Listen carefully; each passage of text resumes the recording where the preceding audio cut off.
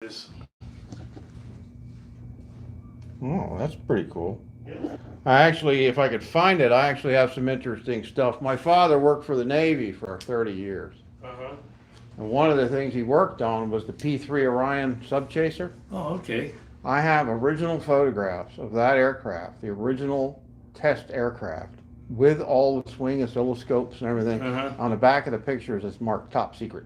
Of course, No. it's like early 60s. Is that the one that they dropped? They drop buoys. Yeah. And it can also drop torpedo. Well, I've seen pictures of it where it's not pictures, but drawings where it was dropping or can drop torpedoes. Uh-huh. I never remember seeing any kind of drop bay out of it, but Okay. it was a passenger aircraft they converted. It was a four engine piston plane, Was that and it? they put turboprops on it, and it's Okay. got this big, looks like a big pecker sticking out the back end of it, and that's a magnetic anomaly detector. Okay. And I literally have original photographs from the original aircraft that my dad had. Unfortunately, I found them in a basement and they're water Give me damaged. the, But give me the, what's the aircraft again? P-3 Orion. Okay. hold Now on. you'll find it quick when you look. Yeah. Okay. P3. Yeah, Paul Edward Let me or get this Paul up. 3 Orion. What'd you say now? P-3 Orion. P3 Orion? Okay. Yeah. P3 And then second word Orion. airplane. I'll just, Yeah. that's a P38. You put the O in there, I would imagine. It's two separate words, not P-30, it's P-3. Yeah, I know. I'm going to get it out of there. Okay. It just came up there. Oh, okay. P30 Orion. There it is. Yep. It's been around a long time. Yep. That's it. I can tell already, and I can barely see that without my glasses. Let's see. But the original aircraft was painted a two-tone white with black on the bottom. And I actually played when I was 3-4 years old, this thing, early 60s. I was playing in the mock-up.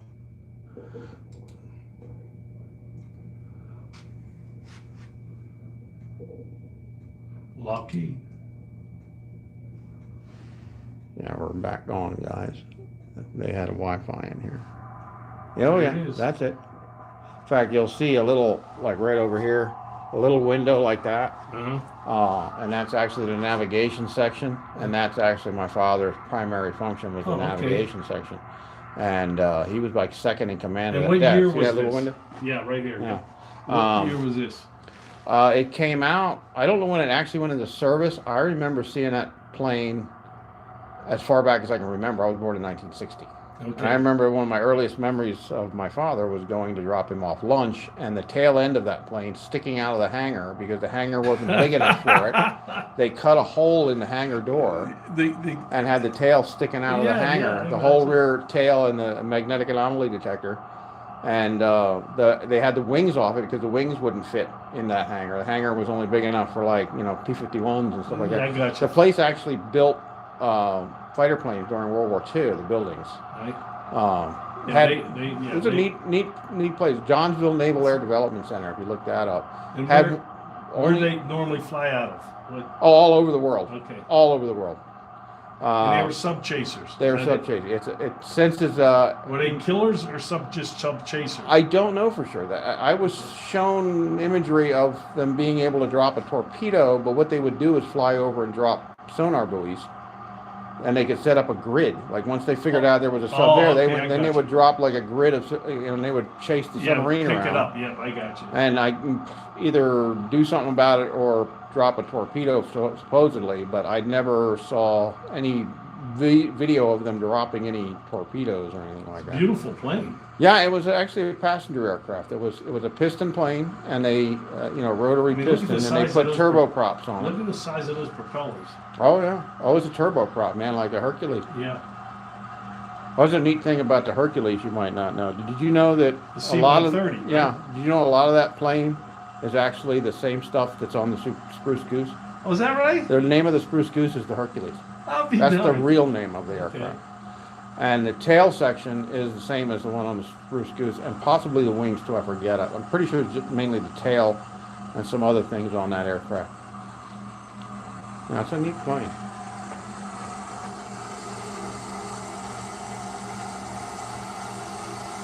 We used to live downrange of Willow Grove Naval Base up in Pennsylvania, and certain days there'd be like 30 of these things in a row coming in, you know, quarter-mile apart, landing, and they would be doing like touch and goes. You see how they had the bottom is a slightly different color? Yep. Yeah. You can't really notice it as much. Yeah, right in the here. side There's view, a split but right there. yeah. Yeah, this is a little The darker original, gray. it's black on the bottom. Okay. And the photographs I actually have are stamped on the back. It says top secret, but it was like pictures from like 1965. That's pretty neat. Everything in that aircraft is different now, except for the frame. And they are still using it. We sell it to countries all over the world. The whole system was sold all over the world. And who built these? Lockheed, I guess, Lockheed? originally. Okay. I think. I don't remember for sure. I think it's Lockheed. But they were developed in the early 60s. He actually worked on some of the zero altitude ejection stuff and radar that they were putting on helicopters so that you could have a helicopter that was on a ship fly up higher in the air, and the ship got the radar signal from the helicopter. Yeah. Most of our helicopters today, they have a ceiling around 10,000. Yeah. Well, when you're on a ship, radar or not, you still can only see about 12 to 15 miles. Well, you bring, because of the curvature of the Earth. There you go. And I actually knew a guy who was. I actually knew a guy who was a crewman on one of these aircraft in the Philippines. And he said while they were there, they were flying in, and they had all these like fighters come ripping past them, and the pilot decided to follow them. Watched them blast the hell out of a hillside. When they came back and landed, they were surrounded by like CIA guys and all this shit. Because they were in the news the next day, Filipino Air Force destroys rebel base. No, we did. But they shut it up big time. And the only reason I know about it is because I knew him. I've met some interesting people over the years. I actually worked with a guy who was one of the dudes that walked out of Somalia on Black Hawk Down. And then later, is this real? Yeah. This is it's a shortened one too. Yeah, well, this is a submarine captain's. You see this guy Ziegler? Well, he captured it? No, he was on this ship right here, the Minesweeper. He skippered that ship. After the surrender on the Missouri, a couple days later, a Japanese submarine, something that looked like this, comes out of the water and surrenders to that ship. He ended up with the bell from the ship and the samurai sword. This is the real deal. Yep. And if you'll notice, guys, it's a little on the short side, and I'll tell you why. Don't move it, because I want to see some. Oh, God, yeah. It's sharp. I've heard you do not have to sharpen a samurai sword. No. They are literally so well built that I'm going to tell you they do not dull. I don't want no one to hit me with this. Oh, fuck no. You know what's kind of messed up, though? During World War II, the Japanese government didn't really like the idea of the sword in the first place. And what they did was they had people, they couldn't be longer than a certain amount. Well, people weren't about to cut this end of the sword off. This end of the sword. So what they did is they took the handle off and cut this back. And unfortunately, that is where they put all the information about the sword. This sword could be worth $1 million freaking dollars, but there's no way to know that because all that information's gone. Yeah, because that is short in there, by the way. Yeah, they're about 6-8 inches shorter than normal standard samurai. Because you'd be able to put. There's 3 different sizes. Actually, I think maybe 4 altogether. One they would use from horseback, one they would use from foot. The second shorter one down, which was about here, was one for if you're in a building. And then they had the little dagger style one. Generally, they carried 3. Well, I'll show you where we start. Oh. It's kind of a shame. There was actually there's some very wealthy family in Japan that had some very historic swords. Have you seen this patch? No. That is one of a pretty rare patch. The guy's name is Brush. He worked at Los Alamos. Oh, wow. That's the atomic bomb patch. Oh, really? Mm-hmm. Yeah, I can see it now that he'd say it. I wonder what's the T? I don't ever saw that. Tech. Oh. It's like our specialist today. That one. It's not. I'll tell you why. The military played games when they created the specialist rank. Mm-hmm. Used to be you got trained across the board in something. If you were electronics, you got all electronics training. When they created specialists, what they did was they were trying to save themselves money on And you know what year education. they started that?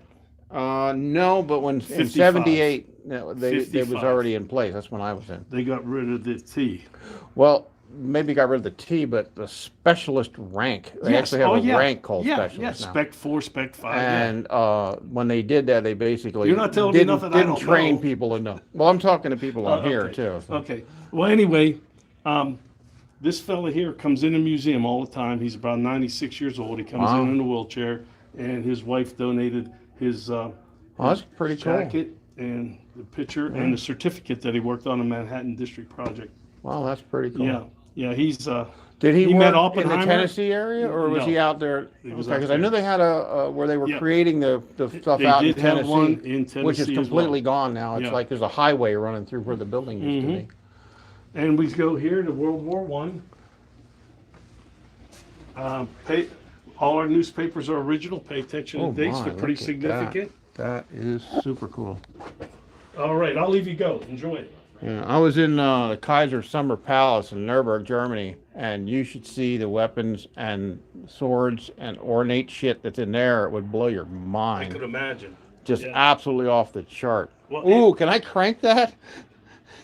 Can I crank that one time? Well, it goes back and forth. Oh, well, crank her once then. Let you do it. Come on. And that is World War One. Yeah, I figured World War One. But what was that? A gas alert or? Could be. Oh, it's an alert period. Yeah, it's just okay. an alert. When I was in for gas, they told us put your shit on first, and then alert people. And it was like you just banged on your weapon or whatever. You heard anything weird, you just threw on your shit. Well, enjoy it. Yeah.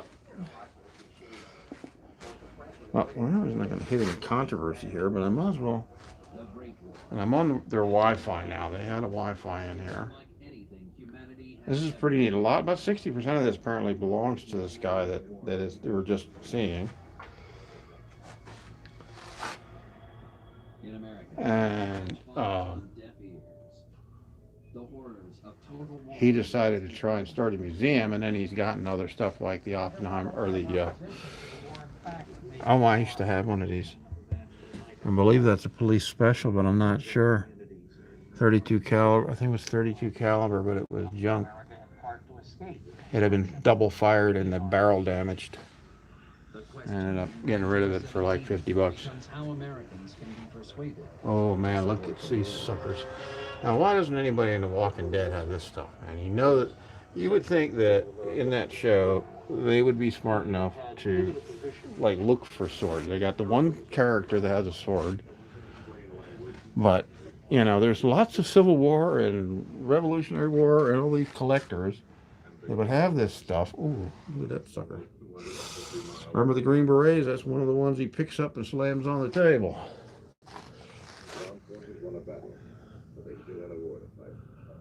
Airborne patch. They got a lot of good stuff here.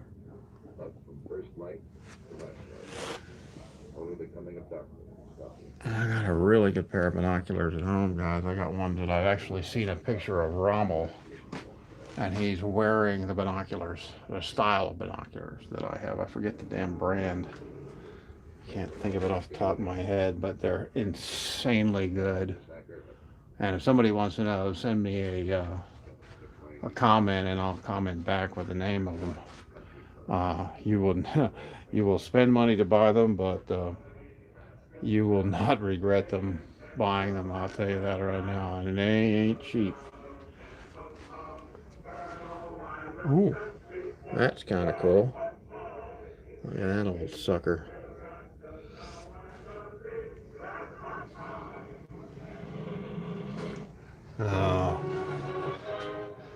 Oh, if you've noticed, guys, but I'm actually growing that mustache right now. But it's in combination with the beard, Oh, fucker. Didn't switch back. It's kind of a shame, since that's such a distinctive mustache, that it's been taken off the shelf, really. I have some Jewish ancestry, and frankly, that's the only kind of mustache I can really grow. Worth a shit. My damn beard doesn't grow out well. Oh my! Oh, that's 20 millimeter ammo.